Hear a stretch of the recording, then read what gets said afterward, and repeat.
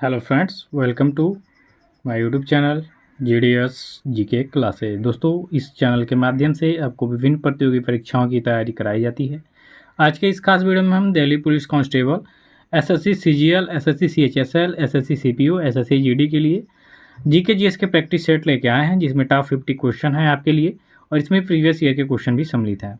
दोस्तों, यह क्लास आपको डेली 8 बजे शाम में दी जाएगी। ठीक है, 8 बजे शाम को ये बैच आपको दी जाएगी और 11 बजे आप एसएससी कांस्टेबल, जीडी कांस्टेबल के लिए हमारे साथ जुड़ सकते हैं। ठीक है, तो 2 क्लास आपको चलाई जा रही है और इसमें जीके जीएस का फुल प्रैक्टिस आप कर सकते हैं। तो चलिए वीडियो को स्टार्ट करेंगे। चैनल को सब्सक्राइब कर लीजिएगा और वीडियो को लाइक कर दीजिएगा।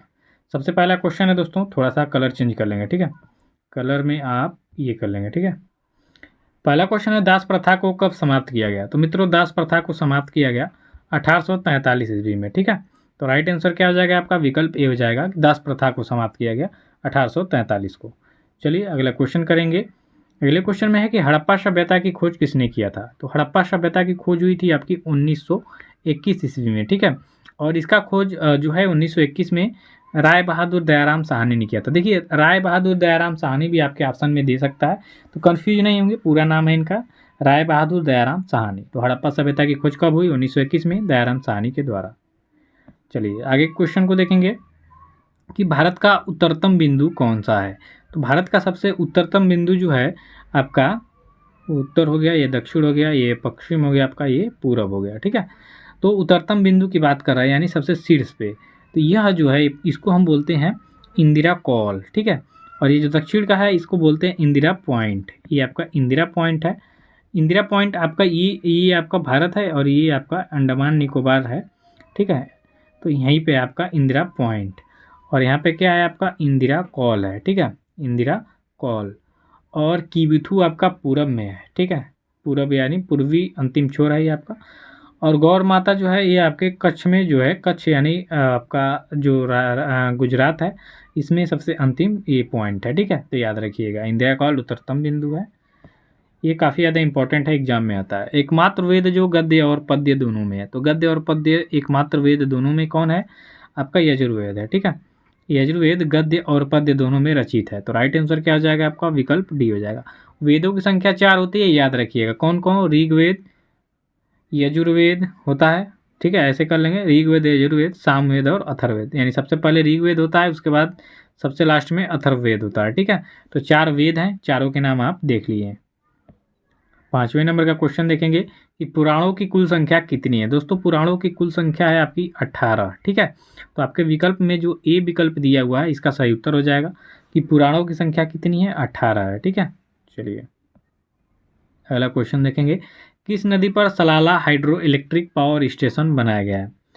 तो यह आपके एग्जाम की दृष्टि से काफ़ी ज़्यादा इम्पोर्टेंट भी है।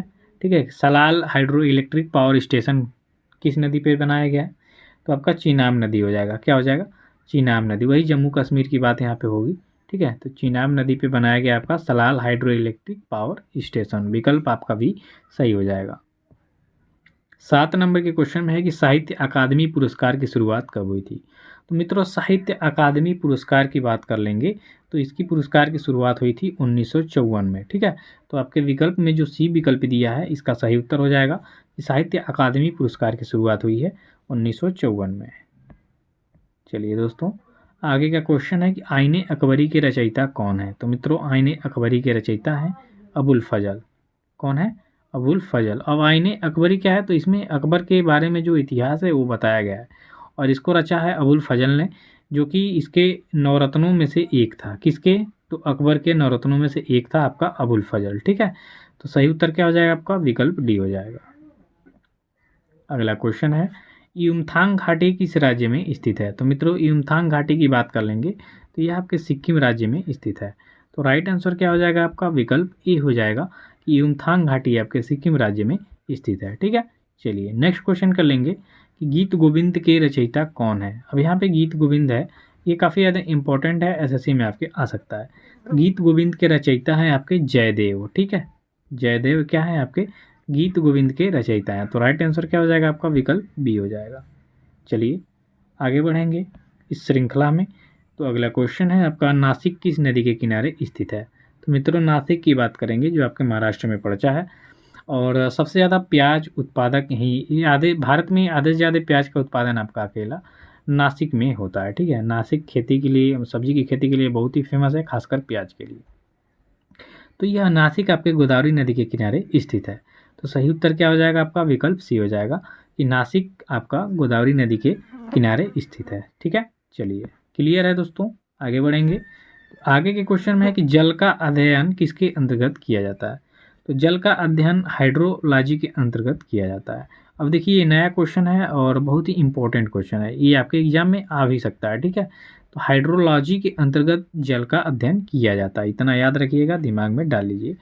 जल का अध्ययन हाइड्रोलॉजी के अंतर्गत किया जाता है।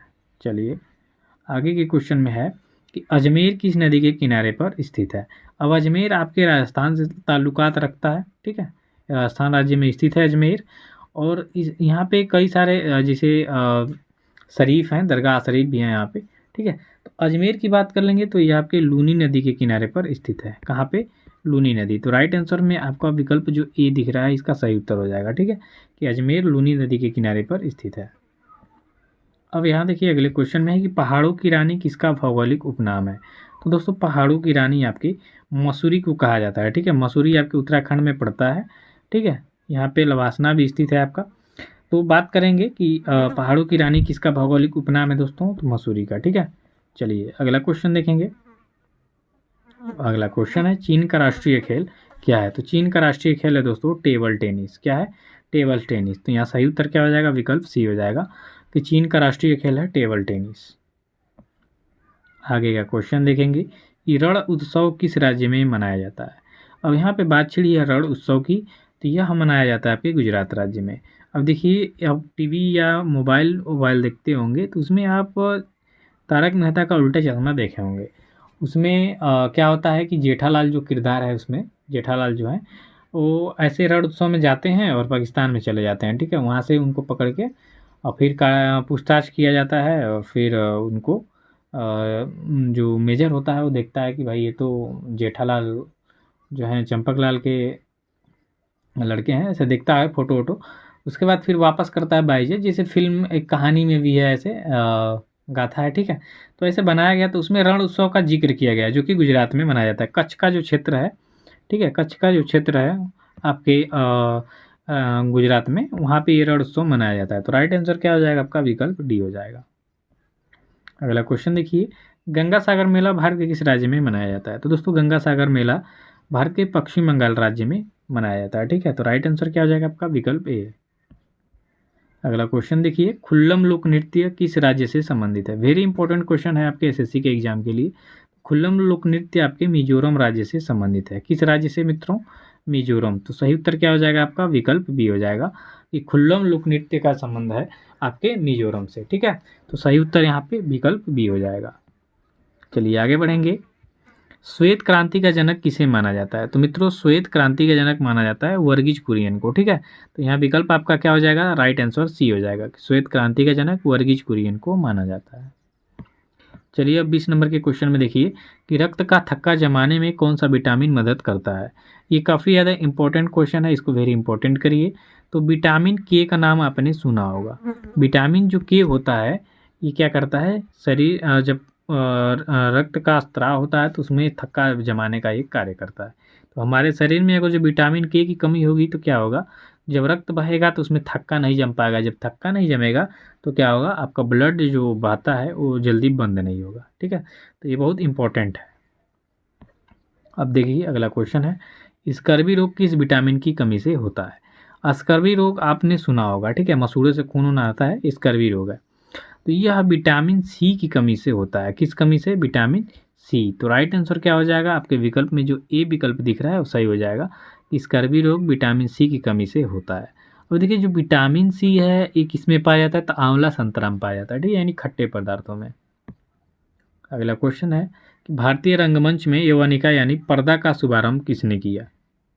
अब भारतीय रंगमंच जो, जैसे आपने कपिल शर्मा का शो देखा होगा, सबसे पुराने वाला, ठीक है, द कपिल शर्मा शो, उसमें क्या होता था कि कपिल शर्मा के आने से पहले पर्दा गिराया जाता था, फिर उठाया जाता था। तो इस पर्दा को लाने का जो कार्य है वो सबसे पहले किसने किया था? तो किया था आपके यूनानियों ने, ठीक है। यूनानियों ने इस पर्दा प्रथा का आरंभ किया था भारत में। तो याद रखिएगा कि भारतीय रंगमंच में यौनिका यानी पर्दा प्रथा का शुभारंभ यूनानियों ने किया था। विकल्प बी इसका राइट आंसर हो जाएगा। चलिए आगे का क्वेश्चन है कि अम्ल का स्वाद कैसा होता है। तो मित्रों, अम्ल का स्वाद कैसा होता है? तो अम्ल का स्वाद होता है खट्टा। क्या होता है? खट्टा, ठीक है। और क्षार का तो क्षारीय होता है, ठीक है। चलिए अगला क्वेश्चन देखिए कि भारत का शांति पुरुष किसे कहा जाता है। तो भारत का शांति पुरुष कहा जाता है लाल बहादुर शास्त्री को। भारत के दूसरे प्रधानमंत्री थे, याद रखिएगा कि भारत का शांति पुरुष लाल बहादुर शास्त्री को ही कहा जाता है। राइट आंसर क्या हो जाएगा? विकल्प डी हो जाएगा। 25 नंबर का क्वेश्चन यहाँ पे देखिए कि सेल्यूकस निकेटर को किसने हराया था। अब सेल्यूकस निकेटर कौन था भाई? तो सेल्यूकस निकेटर आप जो नाम सुन रहे हैं, सिकंदर जो था, सिकंदर इसका सेनापति था। इसके मरने के बाद ये भारत विजय के अभियान पे फिर स्टार्ट किया। तो सेल्यूकस निकेटर को बुरी तरह से पराजित किया था चंद्रगुप्त मौर्य ने, ठीक है। चाणक्य की सहायता से इसने सेल्यूकस निकेटर को हरा के और 5 राज्य इनसे वापस मांग लिए। और सेल्यूकस निकेटर भाई डर के दे दिए और अपनी पुत्री की भी शादी करा दिया। साथ में मेगास्थनीज को भी इसने दरबार में भेजा था चंद्रगुप्त मौर्य के। तो याद रखिएगा इतनी बातें। अगला क्वेश्चन है कि कालिदास के किस महाकाव्य में सती प्रथा का उल्लेख है। अब देखिए काफ़ी ज़्यादा इंपॉर्टेंट है, ठीक है। कि कालिदास के किस महाकाव्य में सती प्रथा का उल्लेख है। तो कुमार संभवम जो है आपका, इसमें जो सती प्रथा का उल्लेख मिलता है, ठीक है। तो कालिदास के कुमार संभवम महाकाव्य में सती प्रथा का उल्लेख मिलता है। अगला क्वेश्चन है कि शराब का पीएच मान कितना होता है। तो शराब का पीएच मान होता है 3.5, यानी इसकी जो प्रकृति है वह अम्लीय हो जाएगी। क्या हो जाएगी? अम्लीय, ठीक है। क्योंकि जो 7 पीएच स्केल में जो 7 से कम होते हैं उनकी प्रकृति होती है अम्लीय। तो इसका क्या है? 3.5, तो हो जाएगा क्या? अम्लीय, ठीक है। चलिए आगे का प्रश्न देखिए कि भारतीय संविधान के किस अनुच्छेद में संविधान संशोधन का प्रस्ताव है। तो संविधान संशोधन का प्रस्ताव किस अनुच्छेद में है? तो अनुच्छेद 368 में है। इसमें है दोस्तों अनुच्छेद 368। और ये देखिए कि क्यों इम्पोर्टेंट है। तो एसएससी में क्या होता है कि अनुच्छेद से बहुत सारे क्वेश्चन बनते हैं जो कि खास इंपॉर्टेंट है, ठीक है। तो संविधान संशोधन का जो अनुच्छेद है वो 368 से संबंधित है। अब अगला क्वेश्चन देखेंगे कि नगर निकायों में चुनाव लड़ने की न्यूनतम आयु कितनी रखी गई है। तो नगर निगम या गांव में ग्राम प्रधानी का चुनाव लड़ने के लिए जो न्यूनतम आयु रखी गई है वह 21 वर्ष रखी है। बाकी सब 25, 30, 35 है, ठीक है। बड़े बड़े पोस्ट के लिए जैसे लोकसभा के लिए 25 है, विधानसभा के लिए 25 है, राज्यपाल के लिए 30 है, राज्यसभा के लिए 30 है, राष्ट्रपति उपराष्ट्रपति के लिए 35 है, ठीक है। तो ये चीज़ें याद रखिएगा। अगला क्वेश्चन है कि असम का शोक किस नदी को कहा जाता है। तो दोस्तों असम का शोक कहा जाता है ब्रह्मपुत्र नदी को। तो राइट आंसर क्या हो जाएगा? आपके विकल्प में जो बी विकल्प दिख रहा है सही उत्तर हो जाएगा। अगला क्वेश्चन देखिए कि साम्राज्यवाद का नाश हो इसका नारा किसने दिया था। तो साम्राज्यवाद का नाश हो यह नारा दिया था आपके भगत सिंह ने, ठीक है। तो राइट आंसर क्या हो जाएगा? विकल्प सी हो जाएगा कि साम्राज्यवाद का नाश हो यह नारा दिया गया था भगत सिंह के द्वारा। अगला प्रश्न यहाँ पे देखिए कि भारत की सर्वाधिक महत्वपूर्ण मिट्टी कौन सी है। तो भारत में सर्वाधिक महत्वपूर्ण मिट्टी या भारत में सबसे ज़्यादा मिट्टी कौन पाई जाती है। तो जलोढ़ मिट्टी पाई जाती है। उत्तरी भारत में तो सबसे ज़्यादा पाई जाती है। तो याद रखिएगा कि भारत में सबसे ज़्यादा मिट्टी पाई जाती है जलोढ़ मिट्टी। या महत्वपूर्ण मिट्टी कौन है? तो जलोढ़ मिट्टी। तो राइट आंसर क्या हो जाएगा? आपका विकल्प डी हो जाएगा। अगला क्वेश्चन देखेंगे कि भारत में रेडियो प्रसारण का प्रारंभ किस वर्ष हुआ था। तो भारत में रेडियो प्रसारण आपका स्टार्ट हुआ था 1950, अरे सॉरी 1923, ठीक है। सॉरी 1923 भारत में रेडियो का प्रारंभ हुआ था 1923 को। तो राइट आंसर क्या हो जाएगा? विकल्प ए हो जाएगा। चलिए आगे के प्रश्न को देखिए, रेडियो प्रसारण, ठीक है।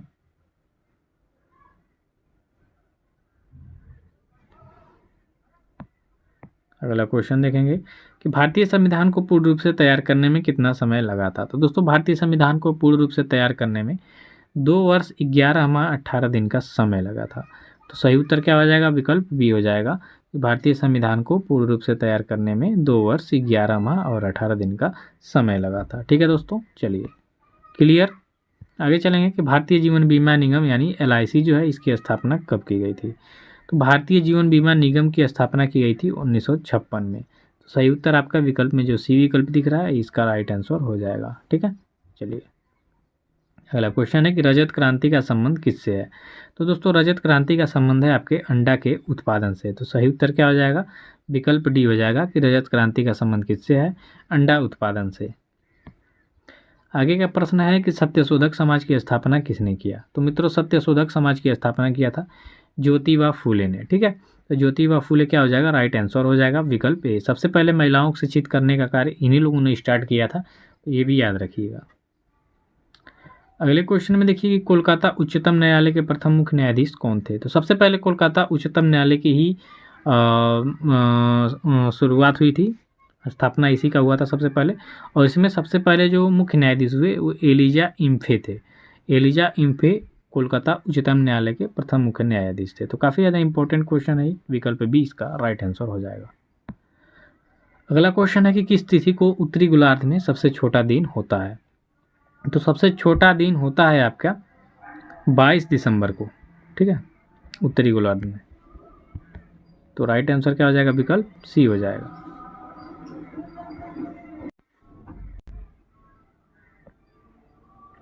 अगला क्वेश्चन है कि अशोक चक्र पाने वाली प्रथम भारतीय महिला कौन है। तो अशोक चक्र पाने वाली जो प्रथम भारतीय महिला है वो आपकी नीरजा भनोट है। ठीक है, तो सही उत्तर क्या हो जाएगा आपका, विकल्प डी हो जाएगा कि अशोक चक्र पाने वाली प्रथम महिला है नीरजा भनोट। चलिए आगे का प्रश्न देखेंगे कि भारत में भाषा के आधार पर बनने वाला पहला राज्य कौन सा है। तो दोस्तों भारत में भाषा के आधार पर सबसे पहला राज्य बना था आपका आंध्र प्रदेश। ठीक है, तो भाषाई आधार पर बनने वाला सबसे पहला राज्य है आपका आंध्र प्रदेश। तो विकल्प यहाँ क्या हो जाएगा आपका ए राइट आंसर हो जाएगा।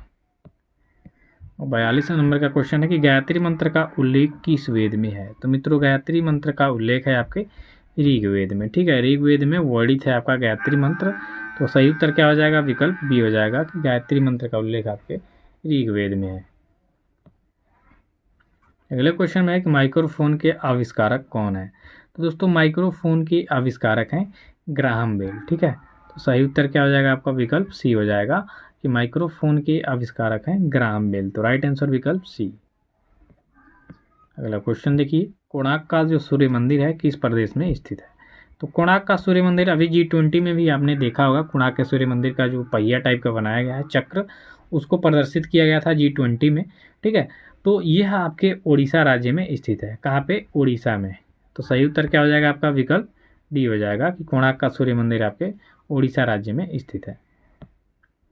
अब आगे के प्रश्न में है कि चूने में पानी मिलाने पर कौन सी गैस निकलती है। तो चूना में जब पानी मिलाते हैं तो CO2 यानी कार्बन डाइऑक्साइड का उत्सर्जन होता है, यानी निकलती है उससे। ठीक है, तो विकल्प ए क्या हो जाएगा आपका, सही उत्तर हो जाएगा। अगला प्रश्न है कि सिरका में कौन सा अम्ल पाया जाता है। तो मित्रों सिरका की बात करेंगे तो सिरका में पाया जाता है एसिटिक अम्ल। कौन सा अम्ल, एसिटिक अम्ल। तो सही उत्तर क्या हो जाएगा, विकल्प बी हो जाएगा।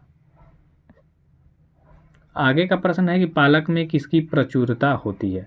तो मित्रों पालक की बात कर लेंगे तो पालक में सबसे अधिक प्रचुरता होती है आयरन की। किसकी, आयरन की। तो राइट आंसर क्या हो जाएगा आपका, विकल्प सी हो जाएगा कि पालक में आपको सबसे ज़्यादा आयरन यानी लोहा मिलता है। लोहा अब ये जो घर बनता है वो वाला नहीं, वही चीज़ है लेकिन तत्व के रूप में। ठीक है, चलिए अगले क्वेश्चन में है कि मधुबनी किस राज्य की लोक चित्रकला शैली है।